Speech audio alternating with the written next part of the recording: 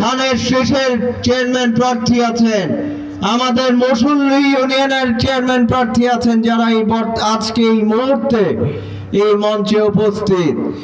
আমি সেই স্থানীয় সরকার নির্বাচনে আমার বাবাকে সাথে নিয়ে কিন্তু আপনাদের এলাকায় কাজ করে গেছি, আপনাদের কাছে ধানের শীষের প্রার্থীর জন্য ভোট চেয়ে গেছি, আমার বাবার বার্তা আপনাদের কাছে পৌঁছে দেওয়ার চেষ্টা করে গেছি।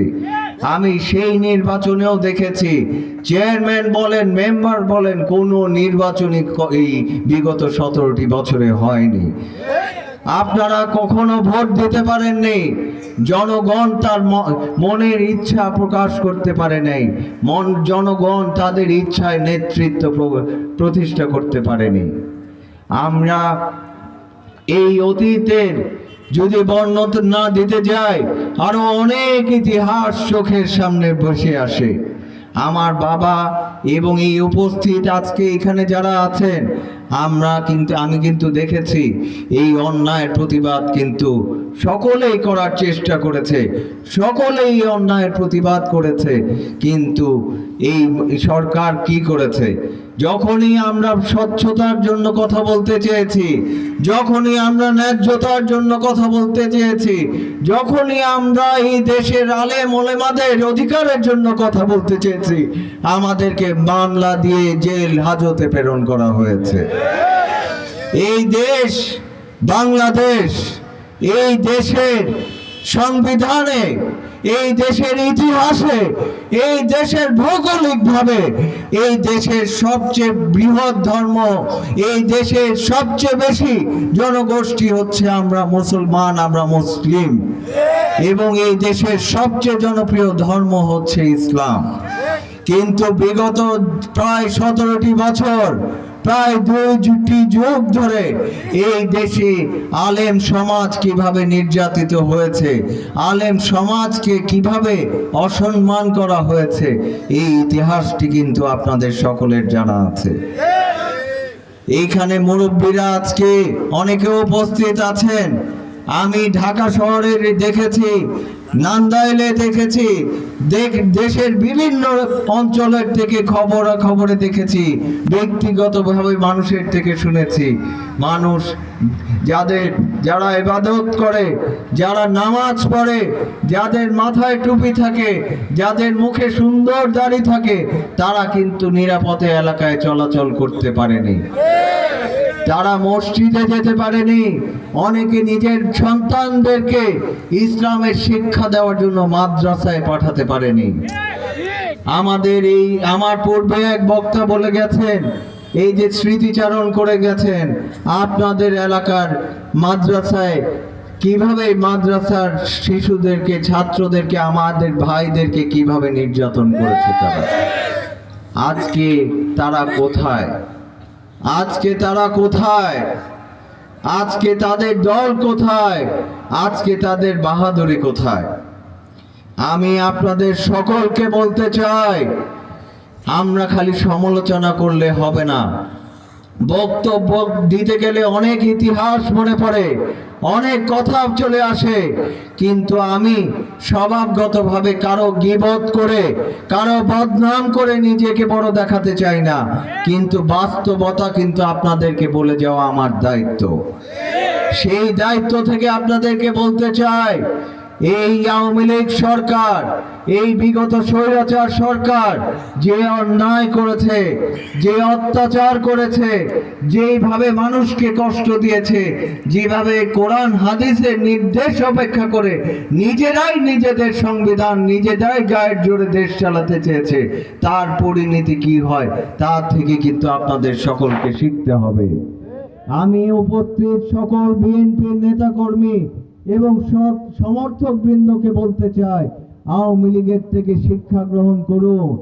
অহংকার করে, দাম্ভিকতা দেখিয়ে, ক্ষমতা দেখিয়ে রাজনীতির পরিণতি কি হয় সেটা থেকে আমাদেরকে শিখতে হবে। এই যে আমরা আজকে যেখানে সভা করছি, এই নান্দাইল রোড চৌরাস্তা একটি নান্দাইলের ভৌগোলিকভাবে অত্যন্ত গুরুত্বপূর্ণ একটি এলাকা। এইখানে ব্যবসা বাণিজ্য থেকে শুরু করে যাতায়াত ব্যবস্থা থেকে শুরু করে নানানভাবে এই নান্দাইল চৌরাস্তা কিন্তু নান্দাইলের উন্নয়নে সার্বিকভাবে অনেক গুরুত্ব বহন করে।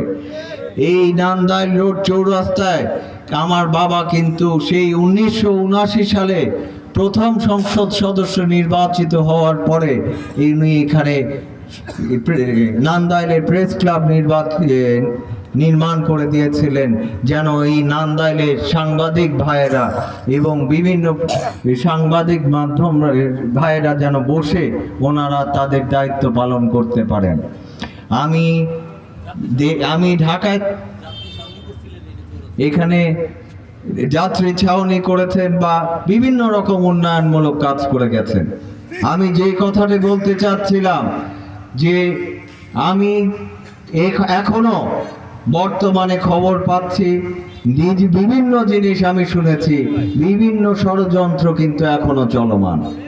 আমি স্থানীয় রাজনীতির প্রেক্ষাপট থেকে বলতে চাই, এখানে গণমাধ্যমের অনেকে উপস্থিত আছেন, ওনাদেরকে আজকে আপনাদের মাধ্যমে একটি পরামর্শ দিতে চাই, একটি যৌক্তিক একটি প্রশ্ন রেখে যেতে চাই।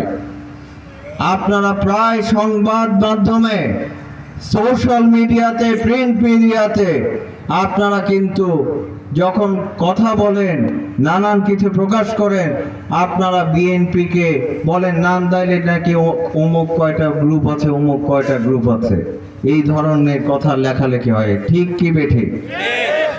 আমি আপনাদেরকে বলতে চাই, এই নান্দাইল উপজেলা বিএনপি নয়, ময়মনসিংহ উত্তর জেলা বিএনপির যিনি প্রতিষ্ঠা করেছেন শহীদ রাষ্ট্রপতি জিয়া রহমানের নির্দেশে, সেই নেতার ছিলেন মরহুম জননেতা খুররম খান চৌধুরী সাহেব।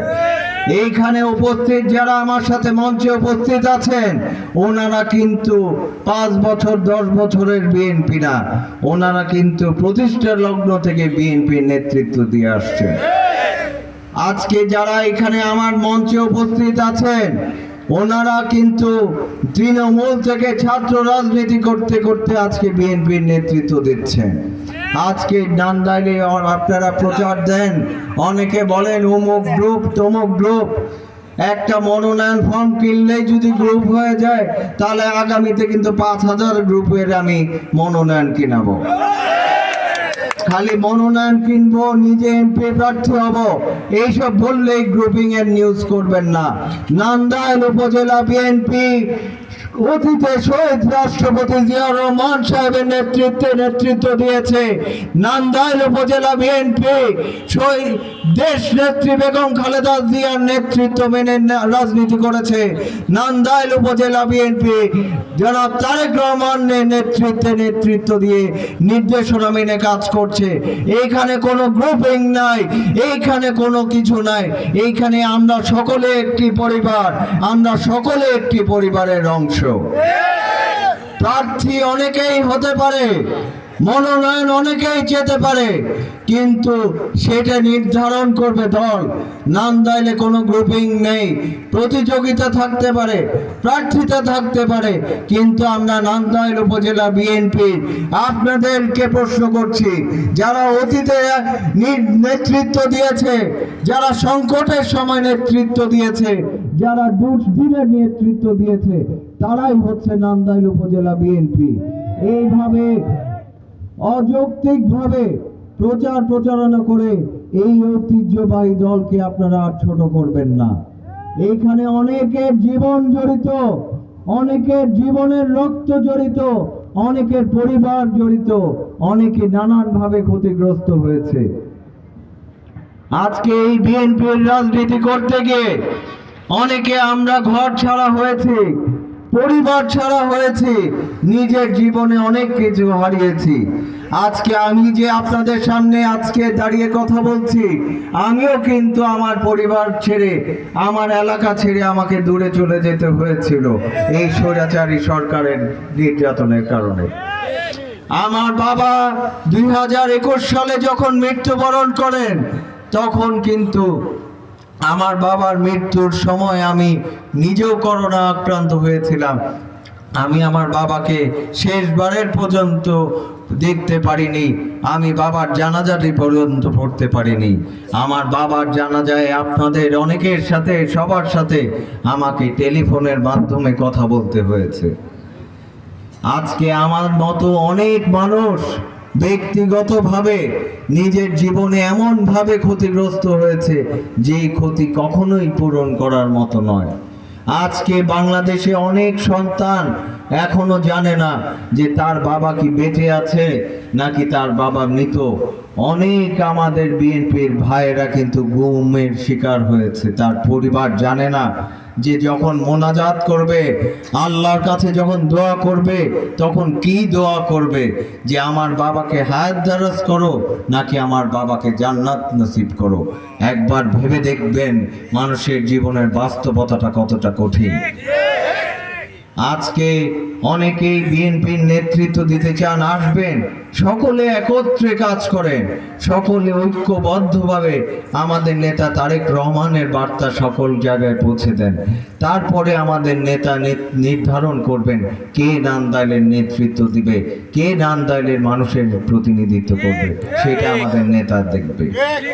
কিন্তু আজকে কাজ করতে গেলে নানান ষড়যন্ত্র, অতীতে যারা বসেছিল, বিএনপির রাজনীতিকে যারা বাধাগ্রস্ত করেছে, আওয়ামী লীগের সাথে যারা আতাত করে কাজ করেছে, যারা রাত হলেই আওয়ামী লীগের অফিসে গিয়ে আড্ডা দিয়েছে, তারা আজকে বিএনপির যদি রাজনীতি করতে আসে তখন কিন্তু নিজের বিবেকে অবশ্যই কষ্ট লাগে, খারাপ লাগে।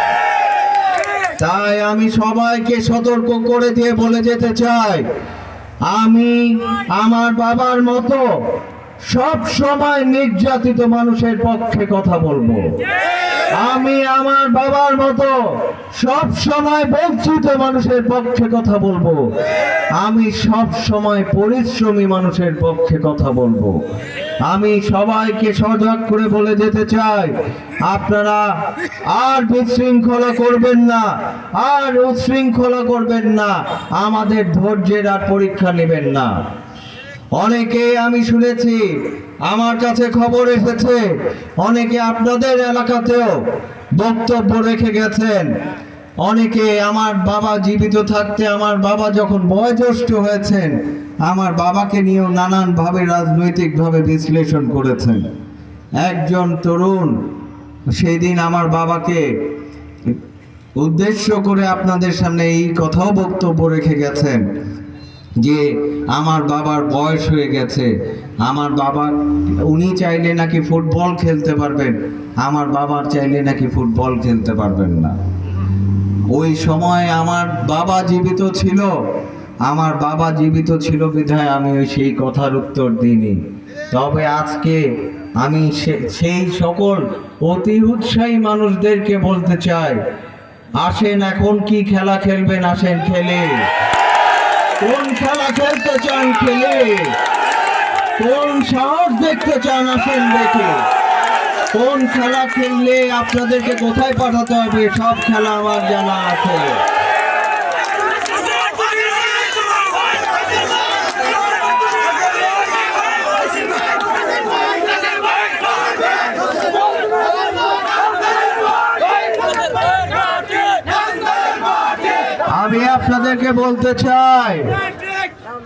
আমি আপনাদেরকে বলতে চাই, অতি উৎসাহী হয়ে বড় বড় কথা বলবেন না, অতি উৎসাহী হয়ে মানুষকে বিশৃঙ্খলা শেখাবেন না, অতি উৎসাহী হয়ে মানুষের রিজিকে হাত দেবেন না।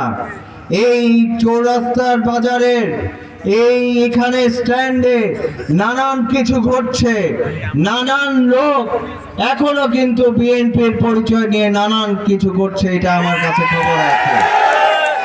আমি আজকে আপনাদের সকলকে সতর্ক করে বলে যেতে চাই,